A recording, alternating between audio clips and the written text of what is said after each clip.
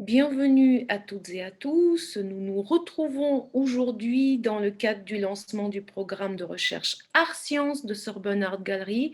C'est un programme qui se veut être une nouvelle interface d'échange interdisciplinaire et j'aurai le plaisir de la co-animer avec Emma Millet.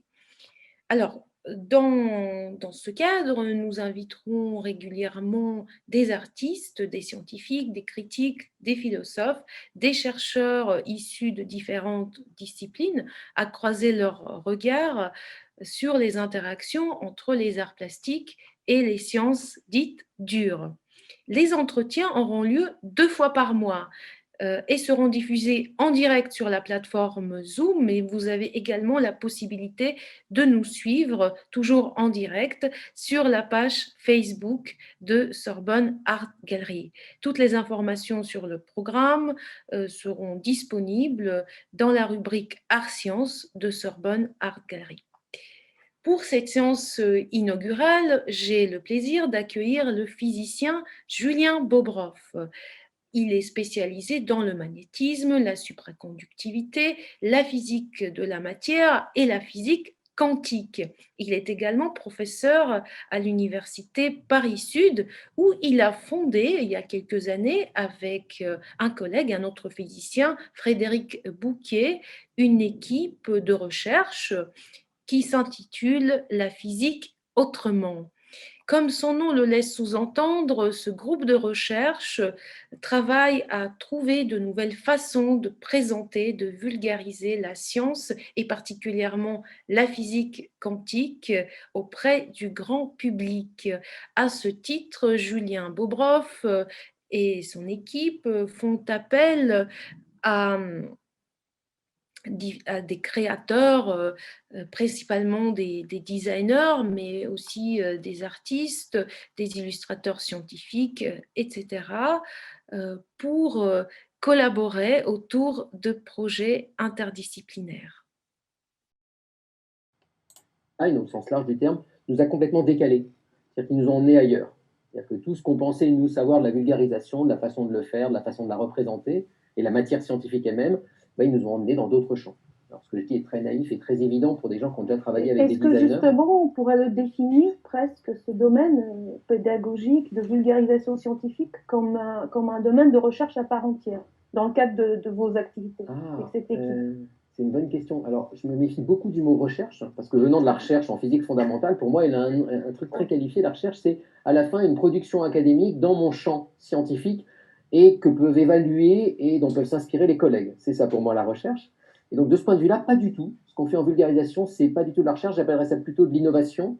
Alors, certains vont parler de recherche-action, mais cette partie-là, pour moi, développer des nouveaux projets avec des designers ou autres, c'est pas de la recherche. On va créer des choses nouvelles, qu'on va espérer être nouvelles et différentes, ça on en reparlera après, mais ce n'est pas de la recherche. Ce qu'on va faire par contre, nous, en termes de recherche là-dessus, c'est un vrai travail académique avec le champ des sciences humaines et sociales, où on va essayer de penser ce qu'on a fait. Par exemple, quand on a été bossé avec des designers à l'ENSI, donc une école de design à Paris, on a ensuite travaillé avec des gens des sciences de l'information et de la communication, des gens de la sociologie, des gens des sciences du design, pour essayer de réfléchir ensemble à qu'est-ce qui se joue dans cette interdisciplinarité. Quand un physicien va face à un designer et qu'ils bossent ensemble pendant 3 mois, qu'est-ce qui se passe? Est-ce que chacun sort un peu de sa discipline? Est-ce que c'est de la pluridisciplinarité, de l'interdisciplinarité, etc. Et là, à la fin de ça, on a fait tout un travail d'enquête, d'études, de terrain, d'interview, qui était publié académiquement dans une revue et dans des conférences et autres. Et ça, j'appellerais ça de la recherche. C'est là que je disais, voilà, que c'est... Donc quand on essaye de penser nos pratiques, c'est vraiment de la recherche. Quand on fait ces pratiques elles-mêmes et qu'on s'amuse avec des designers à faire des trucs, alors peut-être dans le champ art-science, moi je ne pense pas que c'est art-science, mais dans ce champ au sens large du terme, là pour moi c'est pas de la recherche. Donc, voilà, si je devais définir la recherche, pour moi c'est plutôt si on pense ces trucs-là et qu'on le fait dans un champ académique. Alors quand je dis ça comme ça a l'air très très chiant la recherche par rapport à la partie design et interaction, mais c'est vrai quoi, enfin, il y a un truc un peu dur où on doit partager un vocabulaire, des protocoles, des processus et autres, qui est bien plus contraint que dans le champ, pour le coup, de la création d'objets de vulgarisation nouveaux, où là, on pouvait se lâcher et faire tout ce qu'on voulait. On n'était pas tenu par une communauté derrière, et c'est juste, c'est coutume. Donc voilà, nous, on essaie de faire les deux, et on fait pareil dans le champ de l'enseignement aussi. Donc ça, j'ai pas du tout, c'est fort, j'ai pas du tout répondu à la question de départ. Donc la question de départ, je crois que c'était qu'est-ce que cette rencontre avec le champ de l'art, du design ou autre peut apporter aux scientifiques, c'est ça? Oui. Qu'est-ce que ça vous a apporté, ces expériences? Alors peut-être on pourra montrer quelques-unes pour que nos auditeurs, vous voulez que je vous montre 2-3 trucs avant de vous dire ce que ça nous a apporté? Puissent comprendre de quoi il s'agit et après nous partager votre ressenti. Qu'est-ce qui vous a traversé véritablement dans ces expérimentations? Alors, qu'est-ce que je peux vous montrer? Je n'ai pas trop préparé, je ne suis pas hyper sérieux. Alors, j'ai repiqué un vieux truc. Vous voyez là mon écran? Ah non, attendez, excusez-moi. Oui, très très bien. Ouais. Mais oui, mais je n'ai pas partagé le son, il me faudra peut-être du son. Ok. Alors, en gros, ce dont on s'est rendu compte, c'est que les projets nous emmenaient partout ailleurs, de là où on était au départ. Oui. C'est-à-dire que nous, on avait un corpus, on va vulgariser par exemple la physique quantique de façon très docte et très sérieuse, et les designers nous emmenaient ailleurs. Et donc, ce que je vais juste vous montrer, c'est quelques exemples de projets où justement ils nous ont emmenés ailleurs en vous disant comment ils nous ont emmenés ailleurs. Et souvent, ils nous ont emmenés ailleurs en remettant en cause quelque chose et en se décalant par rapport à la proposition initiale. C'était ça un peu leur travail. Donc, le premier truc, c'était évidemment nous décaler par rapport à nos façons de représenter la science. Par exemple, en physique quantique, nous, on a des façons très normées de représenter un objet, de représenter une fonction d'onde quantique. Ça a une forme mathématique, ça a un nom, c'est une lettre grecque, etc., etc. Et donc, quand on nous demande d'expliquer aux gens ce que c'est qu'une particule quantique, cette espèce d'onde évanescente, là, un peu comme ça, eh ben, on est très vite ramené à nos propres représentations. Donc, les designers, ils ont tout de suite dit, mais on ne comprend rien à vos trucs, c'est très mathématique, on va essayer d'autres choses. Par exemple, ça, c'est Paul. Paul, il nous a emmené dans du rhodoïde. Donc, on est dans de l'objet en plastique, et où soudain, en déployant, vous voyez, des formes très simples, finalement, c'est juste du rhodoïde imprimé, et ben, on a un objet en volume qui est là, sans être là, il y a une matière, du volume, un peu de transparence, et ça dit plein de choses très fines et très justes sur ce que c'est que cet objet quantique. Là, ce que vous voyez, par exemple, c'est un atome d'oxygène, voilà, c'est l'orbital d'un atome d'oxygène, et avant qu'on le mesure, on va dire que le chimiste peut reconnaître là une orbitale P, par exemple. Donc, c'est code de représentation. Voilà, elle est juste pour le plaisir des yeux, une orbitale de cuivre. Voilà. D'accord, je n'aurais pas pensé. Ah bah si, là c'est clair, on la voit, X2 moins Y2. Et puis à manipuler, à jouer avec, ces objets ils sont intéressants. Alors il a fait plein de vidéos à partir de ça, etc. Un autre truc qu'aimait bien faire les designers, c'est pousser ça encore plus loin, c'est-à-dire prendre à nouveau nos codes de représentation et les détourner carrément, les emmener vraiment dans un autre univers. Alors je vous montre un des cas les plus extrêmes, c'est Grégoire. Donc Grégoire, lui, il nous a fait des séries de chorégraphies hallucinantes. Acte 2. Saut quantique. Un photon, comme tout objet quantique, passe brutalement d'un état d'énergie à un autre.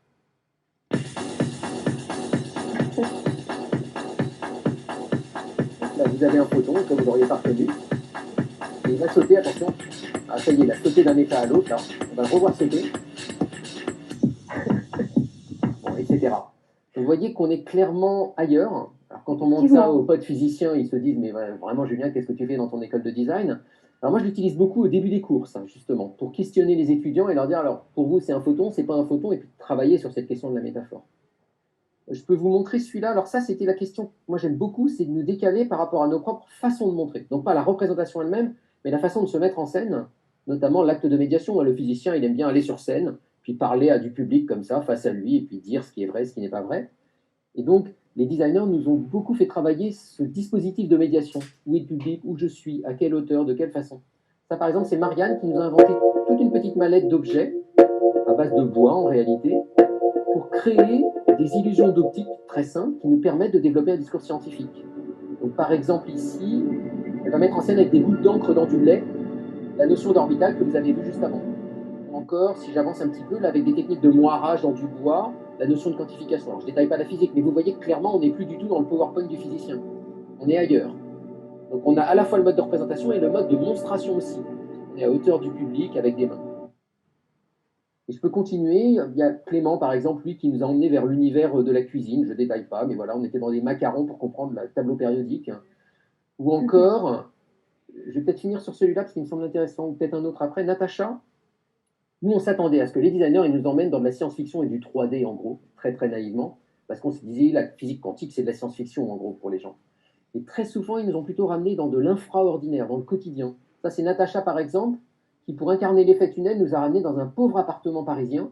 Vous allez voir, vous allez reconnaître votre appartement, où il y a du grille-pain, où il y a des arrosoirs, et avec des petites scènes de la vie quotidienne très simples, on se rend compte de l'incongruité de la physique quantique. Là, la physique quantique, en gros, la tartine, elle passe à travers votre mur pour arriver dans votre salle de bain. Et puis, si vous arrosez chez vous, avec l'effet tunnel quantique, ça passe chez le voisin, etc.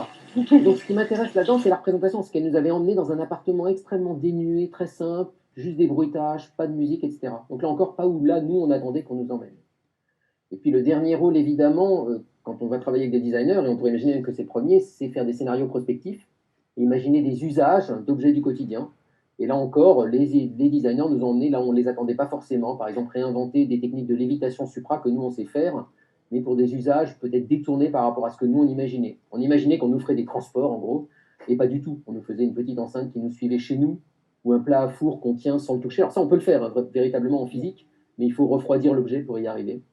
Et là encore, dans la représentation, ne pas nous emmener dans les codes auxquels nous, on s'attendait. Donc, je dirais que la posture intéressante ici, c'est la posture du décalage. Et donc, alors, non, ouais, ça, j'arrête. Mais donc, en gros, si je reviens à cette question qui est, mais qu'est-ce que ça nous a apporté? Alors, à moi, en tant que scientifique, en tant que chercheur, la réponse, c'est rien. Mais rien du tout. Et j'insiste là-dessus parce que très souvent, il y a cette illusion dans le champ art et sciences que l'artiste va amener une sorte d'inspiration d'univers, etc., au physicien, qui va s'en inspirer et soudain faire de la recherche autrement. Et il y a plein de gens qui tiennent ce discours, que je respecte tout à fait. Moi, à titre personnel, ça n'a rien changé à mes pratiques. Alors peut-être parce que je suis obtus, mais en essayant d'étudier un petit peu les gens qui disaient toujours, moi, ça a beaucoup changé mes pratiques, ma façon de voir, etc. Et quand on creuse un peu, on se rend compte que pas du tout, que c'est un très beau discours, mais qu'en réalité, ça n'a pas du tout changé leur façon de faire de la science, leur façon de la mettre en scène, leur façon de faire des articles et puis d'avancer dans la science. C'est pour ça que j'ai trouvé intéressant justement de discuter avec vous pour inaugurer le programme Science, même si ça pourrait paraître paradoxal, puisque c'est vrai qu'on entend très souvent cet argument de la sérendipité. Ouais.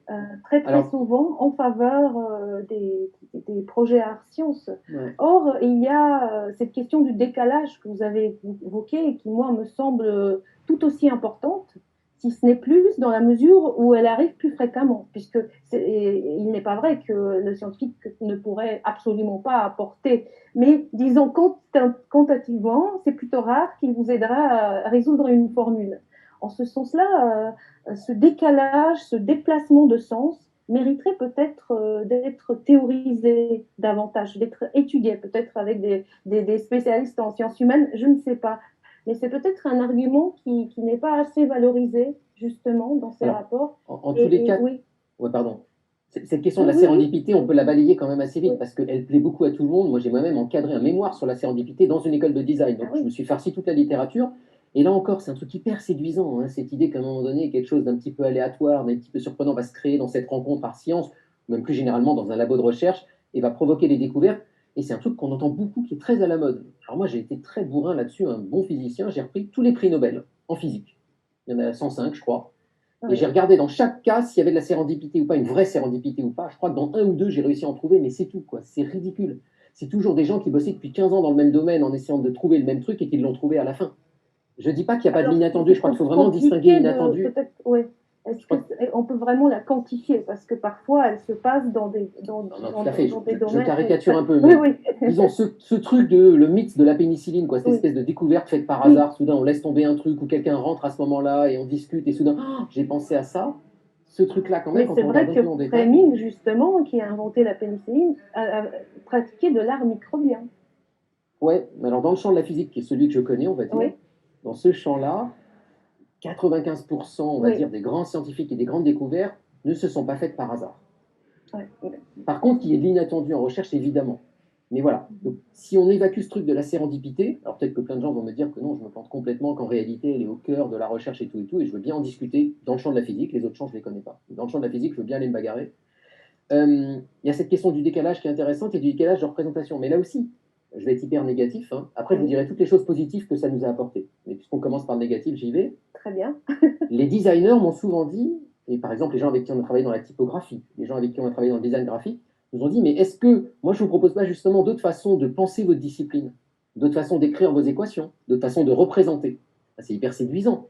Par exemple, il y en a plein qui voulaient travailler avec nous sur la représentation des équations. Mais là, on est dans un champ tellement normé, où on est dans une communauté de plusieurs dizaines de milliers de chercheurs dans le monde, qu'on doit partager le même langage, les mêmes façons de représenter et tout, qu'on n'a pas un designer génial qui va dire, tiens, je vais vous inventer une nouvelle typo, une nouvelle façon de faire des équations.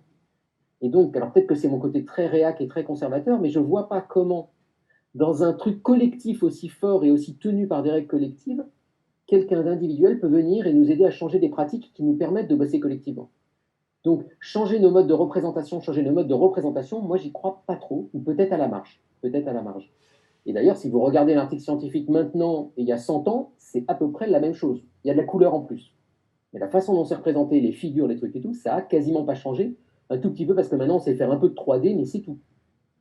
Donc, je ne vois pas une influence du champ du design, du champ du graphisme, du champ de l'illustration, du champ de la typo. Et je le regrette, hein, mais je ne le vois pas.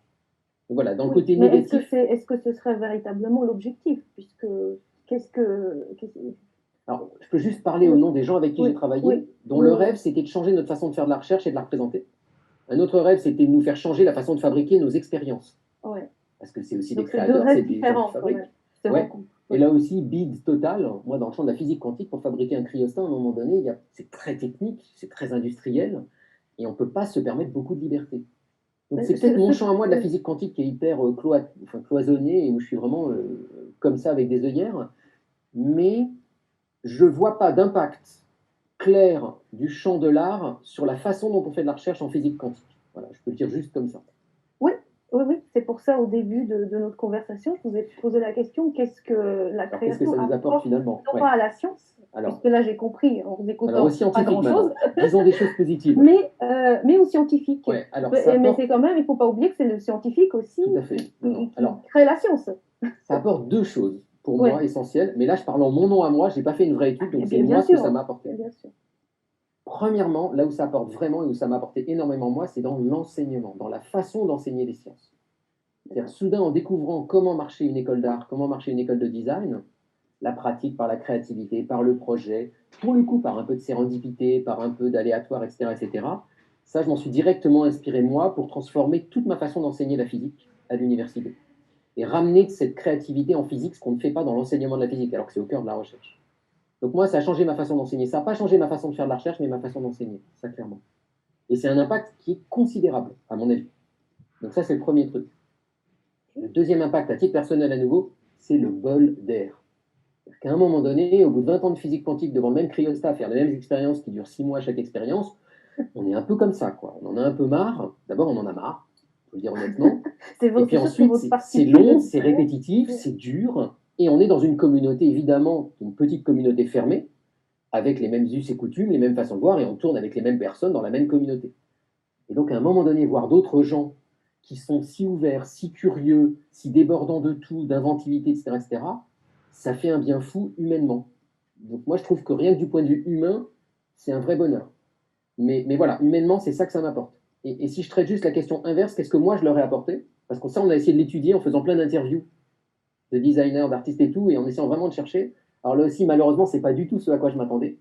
Donc moi, mon rêve au début, c'était je vais les inonder de science et les illuminer de la physique quantique et ils vont repartir en se disant waouh, la science c'est formidable, la recherche c'est formidable. Et non, c'est pas du tout ça qui s'est joué. Alors ça, ils se le disent, mais ils sont pas très naïfs, hein, ils sont quand même un peu malins et prennent du recul.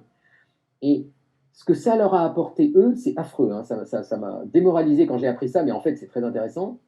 C'est que finalement, ça leur apprend à gérer la question de l'inconnu et de l'incompréhensible. C'est-à-dire qu'en gros, pendant 3 mois, ils avaient un physicien quantique, ils ne comprenaient pas tout ce qu'il disait, mais il fallait quand même faire un projet en sortant de ça. Et ça, c'est un truc pour nous, antinomiques, physiciens. Nous, il faut qu'on comprenne pour pouvoir avancer. Et les designers disaient souvent dans les interviews, mais moi, je revendique le fait de ne pas tout comprendre et de quand même pouvoir m'en servir comme d'une matière plastique, d'une matière tangible pour produire. Et cette question, elle était intéressante, et même les profs avec qui on travaillait disaient, mais pour un designer, c'est intéressant de se confronter à l'inconnu et d'essayer de s'en sortir quand même. Et donc, en fait, moi, je jouais le rôle de l'inconnu, quoi. Je jouais le rôle du truc auquel on ne comprend rien, qu'on donne aux designers et à eux de s'en sortir. Et c'était une sorte d'exercice de style pour eux de survivre dans cet univers très scientifique. Après, évidemment, ils ont appris plein de choses en sciences. Et il y en a plein qui ont fait des très beaux projets, alors que je pense qu'ils n'ont rien compris à la physique quantique. Et c'est pas grave. Mais voilà, mais si j'ai mis longtemps à comprendre paradoxalement, ces projets ont favorisé la compréhension du public. Ouais. Ah, ça a coupé. Je disais paradoxalement, même s'ils ne comprenaient rien ou pas grand-chose, leurs projets ont favorisé la compréhension des concepts en physique quantique, quand même assez complexes. Oui, je confirme. Donc voilà, donc à chaque fois, moi, ça a été, en gros, le message, c'est que ça a été à chaque fois très loin de mes idées reçues. Donc moi, si j'ai une seule grande règle que j'ai appris de tout ce travail-là, c'est se méfier de ces idées reçues sur les collaborations arts et sciences et essayer et ensuite se demander objectivement ce que soi-même on en a retenu et ce que les autres en ont retenu sans se laisser avoir par les lieux communs. Voilà, c'est juste ça que j'ai retenu. Mais c'est ma seule expérience, hein, donc je ne veux pas généraliser ça. Bien sûr, bien sûr. Et vous en avez eu beaucoup, pas seulement avec des designers, mais aussi avec des illustrateurs scientifiques. Je voulais revenir sur cette question de ce que la création, je ne parle pas d'art parce que vous avez plutôt collaboré avec des designers, même si je pense que ça vous est arrivé de travailler avec des artistes plasticiens déjà. Oui, Oui, tout à fait. oui. Indirectement, si ces expériences apportent aux scientifiques, donc vous avez parlé d'un peu d'oxygène, etc., est-ce que finalement, on ne peut pas s'attendre qu'il y ait certains changements par rapport à votre perception de la science qui ne peut pas être forcément quantifiée? Ouais, Voilà, est-ce que vous avez finalement... posé déjà cette Oui, non, non, question. mais c'est la bonne question. C'est est-ce que finalement, Oui. ça peut changer d'une certaine façon ma façon de voir la science? Par rapport au regard, oui. Ouais. Oui, oui, oui. Oh, Oui, j'aimerais parce que là, tellement dire clairement, oui. Ouais, j'aimerais dire oui. Dans mon cas personnel, c'est non, quoi. J'ai Mhm. pas changé ma façon de Oui, regarder la science. J'ai même pas changé ma façon d'expliquer la science, de la mettre en scène. Euh, Ce que je peux dire quand même, c'est que ça m'a permis de prendre du recul. Et je pense que ouais. je comprends mieux que je comprenais avant, mais juste parce que j'ai dû faire l'effort de l'expliquer et de la mettre en scène auprès de ce public-là. Et que c'est un public qui ne se laisse pas juste écraser par la science c'est beau. Donc ce travail de pédagogie avec eux, de dialogue avec eux, m'a permis de mieux comprendre, je pense, ce que j'expliquais. C'est un grand classique de l'enseignant, c'est-à-dire qu'en enseignant, on comprend mieux. Et là, c'est pareil. Mais peut-être pas spécifique au fait que ce soit des designers. Est-ce que moi, ça a changé ma vision de la science? Oh, j'aimerais tellement dire oui. Ben non. Ben non, hein, c'est terrible. Hein. Alors là, vraiment, quand je dis ça, on se dit le type borné, complètement fermé. Ça fait 10 ans qu'il bosse avec des designers, des écoles d'art, des gens hyper ouverts, hyper créatifs, et il revient et il a les mêmes équations, les mêmes trucs, tout pareil. Mais je trouve ça intéressant, c'est-à-dire que je pense que je suis le seul à dire ça. C'est-à-dire qu'à chaque fois que j'écoute des gens parler de art et science, ils disent que ça a tout changé pour eux, leur vision du monde, leur vision de la science, etc. etc. Et moi, j'y crois pas.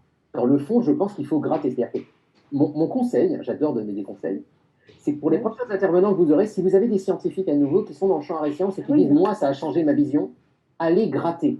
C'est-à-dire vous ne laissez pas juste le faire par ces belles phrases et allez vraiment vérifier si ce que ça a changé. Et essayez de comprendre ce que ça a changé précisément en leur disant mais donnez-moi un exemple concret d'un phénomène physique où soudain ça a changé votre vision ou d'une façon de résoudre un problème ou de monter une expérience. Et là ça devient intéressant. Mais moi dans mon cas, ben non quoi. Parce que je pourrais vous dire plein de choses fausses là-dessus. Mais à la fin, je ne vois pas une expérience ou un truc que j'ai fait différemment. Par contre, j'enseigne différemment. Ça c'est vrai. Oui. Ce qui n'est pas négligeable en soi. Ouais.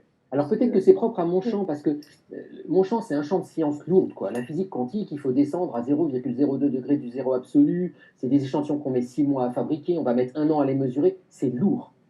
Je pense que par exemple, dans le champ des sciences plus douces, entre guillemets, par exemple, les gens qui travaillent sur les mousses de savon, sur les bulles, moi je connais des équipes qui travaillent là-dessus, et qui, eux, sont bien plus ouverts à ce dialogue art et science, et qui disent qu'ils apprennent bien plus de choses. Alors le truc dont il faut se méfier, c'est que souvent, ce dialogue art et science, en fait, c'est art et technologie. C'est-à-dire que souvent, quand on dit art et science, se cache derrière en fait le fait que l'artiste va venir chercher une technologie ou un savoir-faire chez le scientifique. Par exemple, fabriquer des belles bulles, par exemple, avoir des éclairages très spécifiques, des illusions d'optique, etc. Olafur Eliasson, par exemple, ou des gens comme ça. Et on va dire c'est art et science. Pour moi, c'est l'art qui vient chercher de la technologie chez les scientifiques. C'est pas art, science fondamentale. Oui, oui, oui. Voilà. Ma question n'était pas voilà, orientée vers ces rapports art et technologie. Ça, c'est vrai que c'est autre chose. Mais c'était plutôt par rapport à un changement de regard. Donc, de façon de penser la science. De façon et l'art et la création. Ah ouais, non, j'aimerais tellement dire oui. Oui. Bon. Mais peut-être que je suis le plus Restons borné. Hein. sur Je dit, hein, je l'ai ce prévu au début. désir. Restons sur ce désir. Est-ce que vous envisagez de travailler avec des artistes plasticiens? Et pourquoi avoir choisi jusqu'à présent majoritairement des designers? Ah. Est-ce que ce décalage ne sera pas d'autant plus accentué avec des artistes? Alors, c'est une très bonne question. Là, actuellement, nous avons des étudiants en art plastique Ouais. de Paris. Alors, on l'a fait. Hein. On a travaillé avec des écoles d'art. Oui. Et sur un côté plus art plastique, plus ouvert. Et puis, parmi les designers, soyons honnêtes, il y en a plein qui ont fait finalement des projets d'art ou d'art plastique. Je pense à un projet sur la microscopie, d'un travail graphique, par exemple, uniquement d'inspiration. Il y a beaucoup des projets qu'on a fait où, à la fin, c'est une production artistique qui n'a rien de design et rien de scientifique. Mais moi, je ne vais pas forcément vers ça. Alors là, pour des raisons très pratiques, Et là encore peut-être très borné, c'est que il me semble, je vais peut-être dire des choses bêtes, hein, mais il me semble que le champ du design et des arts appliqués se soucie encore beaucoup un peu du commanditaire et beaucoup du public. C'est-à-dire qu'il y a quand même cette question, même si on fait n'importe quoi, on produit quand même un objet de design pour qu'il soit utilisé, pour qu'il soit mis en scène et qu'il soit utilisé face à un public avec un contexte, une médiation, un scénario, etc., un scénario d'usage. Il me semble que l'artiste peut évidemment se soucier de toutes ces dimensions-là, mais à un moment donné, il va produire une production plastique propre à sa propre sensibilité, son intérêt, son univers, sa création, et il n'a pas à se laisser emmerder par le public à un moment donné. Il peut être un peu plus libre de ça. Et je pense que j'ai peur de cette liberté. C'est-à-dire que moi, à la fin, le temps, l'argent, l'énergie que je vais mettre dans ce genre de projet fait qu'il faut quand même que j'ai quelque chose d'un peu utilisable. Et j'ai très peur, si je travaille avec un vrai artiste plasticien au sens noble du terme, que ça produise quelque chose d'intéressant dans son contexte à lui, mais inutilisable pour moi. Donc à nouveau, c'est mon côté un petit peu trouillard et borné qui fait que je vais peut-être pas vers ce champ-là. En même temps, une autre raison peut-être. Pardon. Oui. Une autre raison peut-être, alors là elle est vraiment pas terrible, hein, c'est que c'est plus dur pour moi à évaluer. Mais je vais la mettre sur le tapis quand même, cette question-là, parce que je trouve qu'elle est intéressante. On va pas faire de langue de bois entre nous, hein, je sais pas qui assiste à la vidéo, mais allons-y. Dans le truc art et sciences, quand les scientifiques sont sollicités par les artistes pour faire une collaboration comme ça, en général, ils sont assez sympas, ils disent ah oui, super, on y va, etc. Ou alors ils n'aiment pas, mais s'ils aiment, ils disent oui. Mais ils se posent jamais ou pas souvent la question de la valeur de l'artiste. C'est-à-dire que nous, entre scientifiques, on sait très bien qui sont les bons, qui sont les pas bons. Ah oui. Mais les artistes, en général, on n'a pas de culture très dans le champ de l'art contemporain, on ne connaît pas bien les trucs, etc. Et donc on ne sait pas distinguer quelqu'un de bon de quelqu'un de pas bon. Et donc on dit un peu oui au pif, et à la fin, ça peut être quelqu'un de pas terrible, parce que dans votre champ, il y a des gens pas terribles et des gens formidables. Et donc il y a cette hypocrisie qu'on fait semblant que tout le monde est un peu pareil, et à la fin, ben non, tout le monde n'est pas pareil. Un peu comme chez nous, il y en a qui sont meilleurs que d'autres. Enfin, je déteste ce mot-là, mais on va le dire, qu'en plus de réputation, qui produisent des choses plus originales, qu'on voit à plus long terme, etc. Dans le champ du design, j'ai l'impression, de l'illustration scientifique, de la création numérique, vu qu'on est sur un contexte de vulgarisation et autres, c'est un peu plus facile à évaluer. C'est-à-dire que moi, si j'ai des designers professionnels qui viennent me voir avec un book, avec des productions, et qui me disent voilà ce que j'ai fait avant, et voilà ce que je vous propose de faire et qu'on peut faire ensemble, je sens un peu mieux si la personne est de qualité ou pas. Avec un artiste, moi, je suis perdu, je ne sais pas juger. Et donc, j'ai peur d'être avec un artiste médiocre. Et cette question du jugement du niveau de l'artiste, moi je trouve qu'elle est cruciale et qu'on la met sous le tapis, mais elle arrive dès qu'on va être sur un appel à projet ou autre. À un moment donné, on va regarder le CV de l'artiste et on va bien voir où il a exposé, quel est son. Enfin, vous avez des systèmes de reconnaissance entre vous. Et moi, je sais très bien évaluer un autre scientifique. Heureusement, bien sûr. Ben oui. Mais nous, les scientifiques, on sait très mal évaluer les artistes et donc j'ai peur d'être avec quelqu'un de pas terrible. Et parce qu'on connaît personne, en gros, sauf les stars internationales, mais c'est pas elles qui vont venir nous voir. Hein. À nouveau, la Furiason ne va pas venir nous voir. Donc voilà, on a ce truc-là qui est jauger les artistes, et moi je sais pas faire et j'ai pas envie de travailler avec des gens pas terribles. Et donc je préfère travailler avec personne. C'est terrible hein, quand je dis ça. Je comprends votre méfiance. Et pourtant, l'Université Paris-Saclay, ils ont un organisme qui s'appelle Diagonale qui j'ai aidé à le concevoir cet organisme. Pour comment oui. J'ai aidé à le concevoir. Oui, oui. Donc vous êtes très investi dans des projets art sciences et dans la sélection d'artistes de qualité, loin des stars justement qui ne sont pas non plus, enfin, ce ne sont pas du tout une garantie de de qualité. J'imagine que ça doit être la même chose en sciences. Ouais. Mais oui, il y a des critères heureusement objectifs et la Diagonale, par exemple, est un des organismes. Oui, avec des systèmes de référés, avec des CV, etc. De sélection. Oui, mais donc la Diagonale fait ce job, mais avant ça, il faut faire un projet qu'on va soumettre à la Diagonale. Et au moment où on fait ce projet, il faut se trouver un partenaire artiste. Ouais. Et là, on ne sait pas trop qui est bon, qui n'est pas bon. Enfin, il y a ce truc-là quand même. Oh, c'est intéressant. Je vous remercie pour cette sincérité. Parce que à un moment donné, nous, c'est hyper facile de savoir qui est bon, qui n'est pas bon. On va voir les citations sur Google Scholar, on sait tout de suite si les gens sont d'un certain niveau scientifique ou pas. Et moi, quand il y a un artiste qui m'envoie un CV, un truc, un machin, je ne sais pas trop dire, et je ne vais évidemment surtout pas faire confiance à mon propre goût, parce que ça n'aurait pas beaucoup de sens. Donc je ne vais pas juste me dire, ah tiens, j'aime ou j'aime pas, donc je vais travailler avec cette personne ou pas. Et donc, par peur, finalement, je travaille avec personne dans le champ des arts purs, on va dire. Je comprends bien. Je l'ai peut-être fait une ou deux fois parce que c'était des artistes que je connaissais et que j'aimais depuis longtemps, mais ça, c'est un peu triché, quoi. Et là, on parle vraiment d'un truc où quelqu'un de nouveau arrive, quoi. Si c'est juste travailler avec des gens que je suis depuis longtemps, c'est moins intéressant.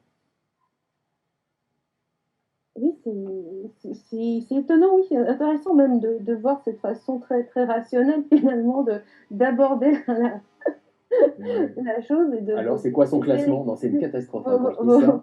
Vos collaborateurs, en même temps, ça permet de montrer aussi les différences entre effectivement les domaines. Mais vous croyez que c'est différent? C'est-à-dire que vous, dans votre champ, vous savez quand même qui sont les gens de qualité avec une réputation et un vrai beau travail et tout, et les gens un peu bidons, non? Bien sûr. Je pense que souvent, donc, le grand public, en ce qui concerne les arts, considère qu'il n'y a pas de critères objectifs d'évaluation, tout est subjectif, c'est une question de goût, alors que je ne suis absolument pas convaincue de ça. Au contraire, sinon la science de l'art n'existerait pas. Là, nous sommes connectés donc avec Sorbonne Art Gallery, la galerie de Paris 1. Donc, nous étudions donc l'art et la science de l'art. Ça sous-entend que l'art est aussi à une science, c'est-à-dire une épistémologie, et donc ça sous-entendrait qu'il y a des critères objectifs d'évaluation des travaux. Heureusement, donc il y a aussi une épistémologie de l'art, c'est assez précis et voire académique, en tout cas ici à l'université.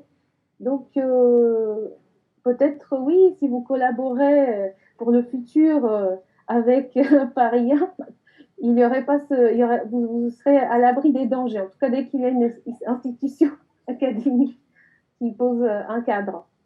Mais oui, pour revenir à cette question de rencontre entre les imaginaires artistiques et scientifiques, puisque c'est de ça finalement qu'il s'agit, et pour revenir au décalage, est-ce que vous avez pensé à théoriser, à aller plus loin dans ce que ces pratiques finalement vous ont apporté en termes de changement de regard, et quelle a été la perception des publics, puisque souvent dans les rapports art-sciences on oublie la question du public, dans les articles notamment. Ouais. Donc avez-vous eu le temps d'étudier Alors, sur les publics, pas énormément, un petit peu, mais pas énormément. Sur l'enseignement, oui. Sur les pratiques, oui. Mais c'est clairement un enjeu. Et alors là ça va rejoindre ce truc. Là, c'est l'intérêt de la vulgarisation, c'est qu'on peut vraiment avoir des retours un peu objectifs sur le changement de perception chez le public. Il y a tout un champ de sciences qui s'en occupent, qui sont les sciences de l'information et de la communication. Nous, on travaille beaucoup avec ces gens-là. Et là, il y a vraiment un travail objectif à faire sur l'effet d'un dispositif de médiation sur le public, et qu'on peut faire objectivement. Alors nous, on n'a pas énormément fait, mais on a plutôt travaillé en amont, c'est-à-dire quand on fabrique un projet, qu'est-ce qui se passe? Mais pas beaucoup sur une fois qu'on le met en scène. C'est-à-dire une fois qu'on le met en scène, on a des tas de critères quantitatifs pour savoir si ça a marché, mais qui ne sont pas terribles, quoi. Ces gens, est-ce que vous avez aimé? Combien de personnes sont venues? Combien de temps elles sont restées? Donc c'est des critères médiocres, bas niveau, qui permettent d'évaluer quand même si quelque chose a un effet, mais qui ne vont pas aller chercher un petit peu dans le cerveau des gens ce que ça a fait, est-ce que ça a transformé leur vision de la science, etc. etc. Et ça, on ne l'a pas encore bien fait. Et non, on ne l'a pas fait, donc on n'est pas bon, il faut qu'on le fasse. Bon, après, à notre décharge, on est 2 enseignants-chercheurs, et tout ce que je vous raconte en vulgarisation, on le fait aussi dans le champ de l'enseignement, donc ça nous prend beaucoup de temps. Et donc ça, par contre, on l'a beaucoup fait face à des publics étudiants. Dans cette question de nouvelles façons d'enseigner à des étudiants, on a beaucoup travaillé à tester proprement avec des enquêtes ce qui se passe. Mais il faut juste savoir, pour les gens qui n'ont peut-être pas l'habitude de ça, que c'est pas quelque chose qui se fait comme ça, c'est pas juste un Google Form, c'est-à-dire que c'est tout un travail de recherche quand on veut comprendre l'impact d'un dispositif de médiation sur un public, et c'est un travail qui prend 1 an ou 2 ans. Il faut faire de l'interview, il faut faire du quanti, du quali, l'analyser, le comprendre, remettre ça dans un contexte sociologique, etc. etc. Donc, il y a parfois cette illusion qu'ont les gens que ça va être facile d'évaluer l'effet d'un dispositif de médiation sur le public. On va poser un questionnaire en disant vous avez aimé, pas aimé, votre vision de la science est différente, pareil, et puis on saura. Mais non, c'est un peu plus subtil que ça. Donc moi, j'ai que des intuitions personnelles, mais on n'a pas fait un vrai travail de recherche académique pour comprendre l'impact de ces dispositifs qu'on utilise pourtant depuis 10 ans. Et votre intuition personnelle sur l'impact? Elle ne vaut rien. Je ne vous la dirai pas parce qu'elle ne vaut rien. Parce que justement, le principe même du scientifique, c'est qu'il ne veut pas dire « Oh ben tiens, moi j'ai l'impression que… » parce que ça, c'est du café du commerce. Oui. Donc, je pense qu'elle ne vaut rien, mon intuition. Mon intuition, c'est que… non, j'en sais rien. Mon intuition, c'est que quand on utilise des objets de vulgarisation produits par les designers plutôt que ceux produits par nous, on décontracte la situation. C'est-à-dire qu'il y a une tension quand on arrive qui est « je suis le physicien, je suis le professeur à l'université et je vais vous délivrer mon savoir ». Et donc il y a un truc très top-down, qui est « moi je sais, vous ne savez pas et je vais vous apprendre ». Et en plus je vais le faire dans mes codes habituels. Et je pense, mais c'est une intuition, je me trompe peut-être, que ça replonge tout le monde dans ses cours de physique et dans son souvenir de son prof de physique. Et ce n'est pas toujours des bons souvenirs. En tous les cas, en France, ce n'est pas des bons souvenirs en général. Et donc voilà, donc c'est ça qui se joue quand on arrive dans un lycée ou quand on arrive devant du grand public, etc. Sauf si c'est du public privilégié de chercheurs et d'ingénieurs. Mais si on fait du vrai grand public, et moi j'ai fait du vrai grand public, hein, dans un centre commercial par exemple, eh ben c'est ça qui se joue. C'est est-ce qu'il ne va pas me faire le prof de physique? Si vous arrivez et que vous montrez dès le début la danse avec les plumes là, du type en train de faire ça, tout est plus cool. On se décontracte, on est ailleurs, on n'est pas dans le champ de l'enseignement, on vous emmène ailleurs et on va essayer de vous parler de science avec d'autres outils et d'autres façons de faire. Alors évidemment, ce n'est pas que ça, et je pense que le design va faire aussi plein d'autres choses et décaler et déconstruire et aussi questionner la science, questionner ses usages. Mais moi, en tant que scientifique, j'ai l'impression que le premier effet que ça a, c'est montrer aux gens qu'ils ne vont pas avoir un cours de physique. Ouais. Oui. C'est pas que ça, mais ça, c'est déjà pas mal pour nous. Des conditions favorables pour un apprentissage. Voilà. Ouais. On se met dans un... Là aussi, on décale un contexte de médiation. Quand je vais soudain utiliser, par exemple, on a un objet qui est un petit cirque en bois, avec des piou-piou qu'on fait léviter, avec de l'azote liquide. Je pourrais vous le montrer si vous voulez. Allez, je vous le montre. Là, ça fait la petite pause parce que j'arrête pas de parler. Oui, et puis en attendant, peut-être, on pourrait récolter quelques questions dans le chat. Ah oui, j'ai une question de Grégory. Est-ce que oui, vous pouvez poser des questions, tout à fait. Alors, juste avant la question, je vous fais la petite pause design. Donc là, ce que vous allez voir, dans les écoles notamment.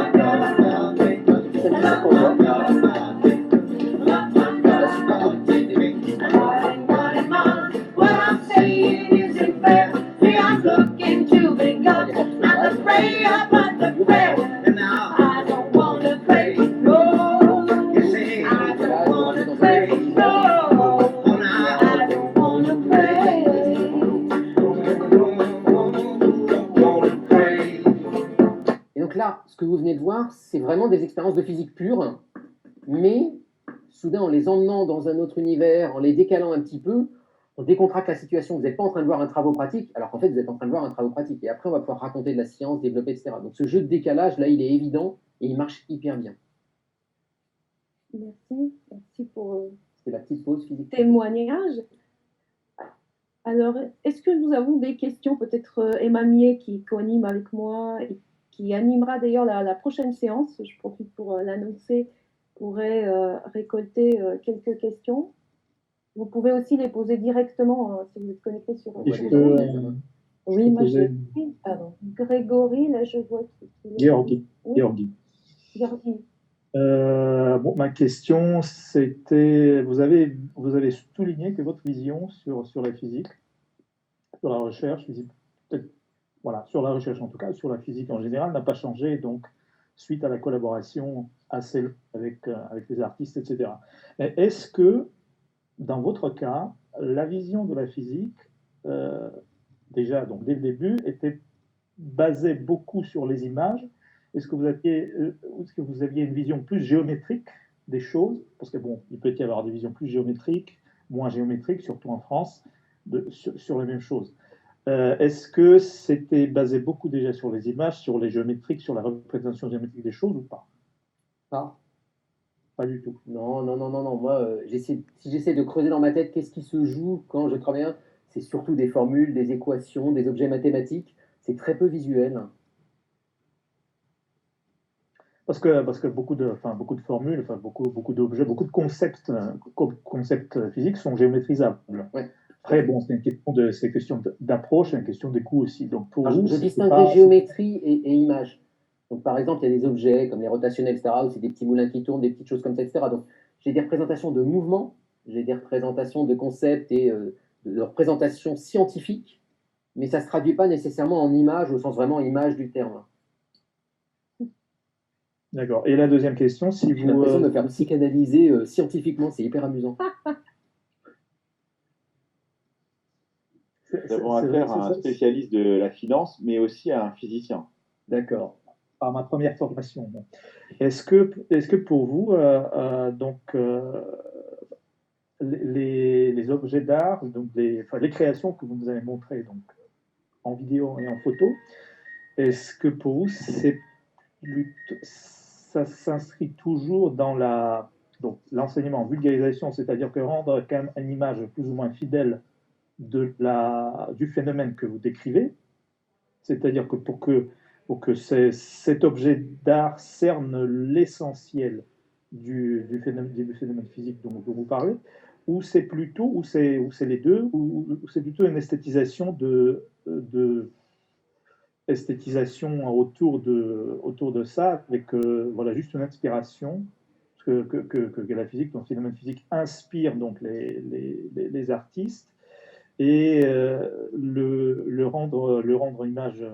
rendre un fidèle image, c'est secondaire. Enfin, c'est une bonne question. Alors en fait, il y a vraiment un curseur, et ce dont on s'est rendu compte, c'est qu'il y a un continuum. C'est-à-dire qu'on a et on les a vraiment identifiés en travaillant vraiment sur les différents projets qui ont été réalisés. Il y en a eu plus de 200, hein, donc on a une masse, on va dire.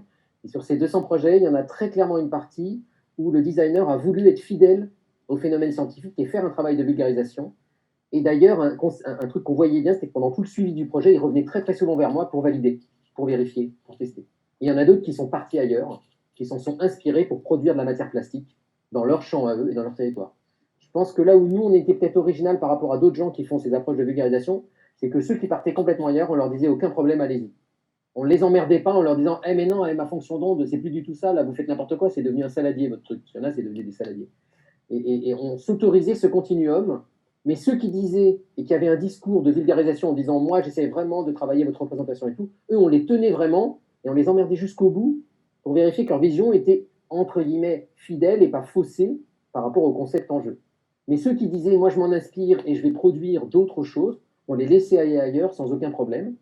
Après se pose la question de l'usage de ces objets-là. Et là, la question clé, c'est la question de médiateur. C'est-à-dire, est-ce que l'objet existe tout seul ou est-ce qu'il y a une médiation qui l'entoure, un cartel, une personne et quelqu'un qui produit un discours pour expliquer ce qu'est cet objet. Si on montre le clip en train de danser avec ses poils, je sais qu'il y a eu une démonstration comme ça au Palais de Tokyo de ces danses-là, mais il n'y avait pas de physicien qui était là. Je pense que les gens n'ont pas vu le lien avec la science ou la physique en dehors du titre. Et donc c'était un peu bidon de ce point de vue-là. Ce n'était pas un travail de vulgarisation, c'était un travail de chorégraphie. Si j'avais été là et que j'avais fait un petit discours avant... J'avoue que je n'ai pas fait trop de liens avec... Alors si, en fait, alors, je pourrais vous faire un discours de 10 minutes, mais justement, en tant que médiateur, je pourrais vous faire un discours de 10 minutes pour vous expliquer à quel point finalement ça explique vraiment quelque chose de la quantification et d'un saut brutal d'énergie dans des niveaux d'énergie différents. Alors il y en a d'autres, après il y a le laser, le machin, le truc et tout. Donc vous ne serez pas l'exercice, mais je pense que la question de la présence du scientifique à la fin, au moment de la médiation, elle est clé.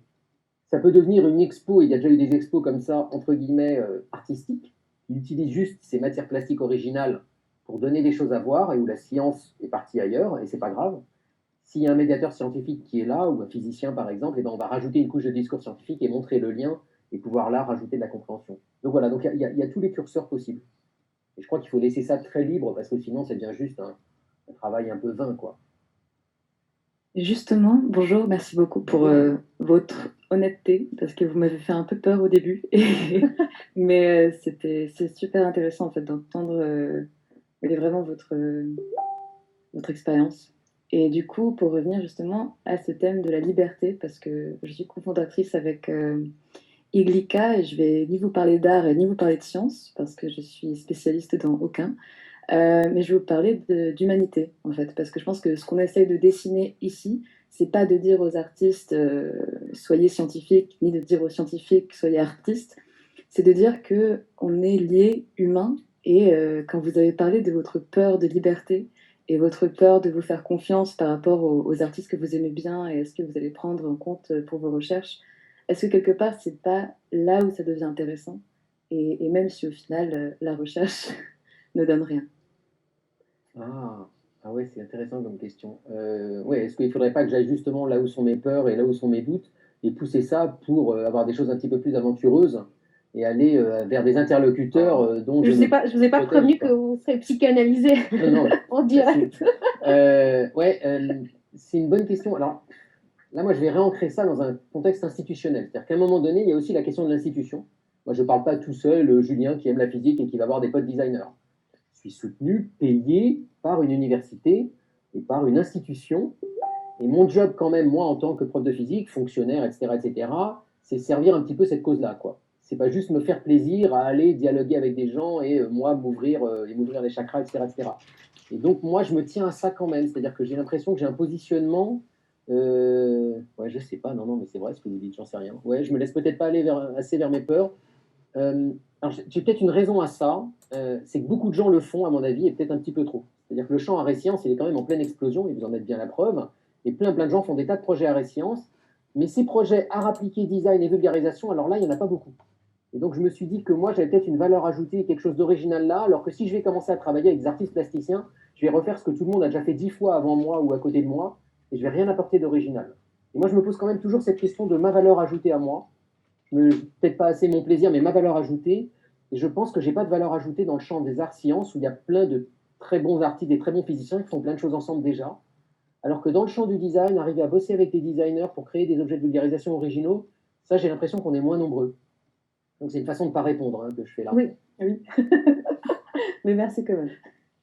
C'est un plaisir. Une dernière question peut-être, puisque je vois que le temps avance et il y a une autre séance juste après. Avec, si quelqu'un souhaite poser une dernière question, c'est le moment, c'est maintenant ou jamais. C'était une interrogation par rapport à la question qui était posée. Hein. Comment la création pourrait-elle porter un autre regard sur des concepts scientifiques complexes? Et moi,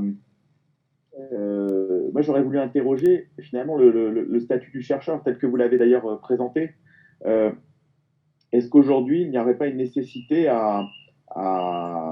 non pas à inventer, ni même à signaler, mais peut-être à étendre dans le cadre de sa vie comment dire, le statut du scientifique, puisque finalement, quand on regarde certaines biographies de scientifiques très reconnus, bon, moi, ma référence, c'est Nikola Tesla, ou enfin, bon, d'autres, évidemment, biographies qui seraient passionnantes à mentionner, mais on se rend compte qu'ils ont quand même des comportements qui se rapprochent de ceux des artistes, dans leur manière de vivre, dans leur façon, leur rythmique de vie, d'ailleurs, la vie nocturne, enfin, il y a beaucoup de choses qui les relient, en fait. Et donc c'est pour aller du côté du vivant, hein, parce que Emma en parlait à l'instant, et puis je crois que c'est aussi la spécialité d'Implica sur l'infiniment petit. Je crois que il y a quelque chose dans cette question qui pourrait trouver des réponses dans l'idée de l'extension de la création, même au niveau de ce que la science revêt en termes. Ah, il n'y a que moi qui.